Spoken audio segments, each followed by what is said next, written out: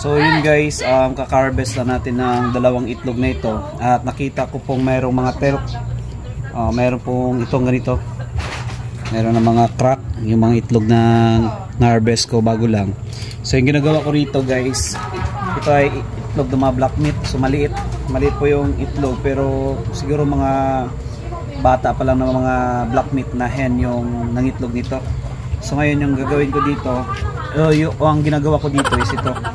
Binabasa ko itong itlog. Tapos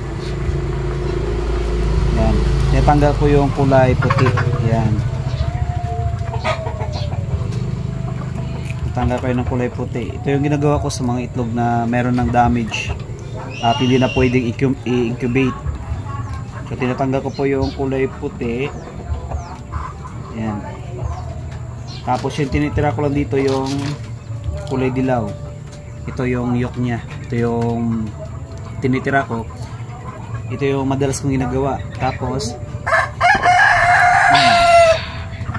yun. Ito na ko guys na dinadirect ko ng iniinom. Tapos ito yung isa, meron ding crack. Ito lang yung ginagawa ko palagi rito sa aking mini farm pag mayroong ganitong itlog. Okay, so tinatanggal ko yung kulay puti. Yan. Tanggal ko. Yan.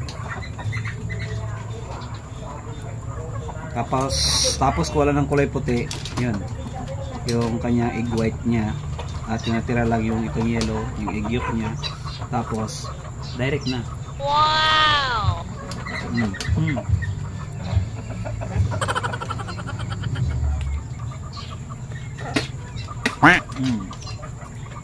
Natira pa ang egg white.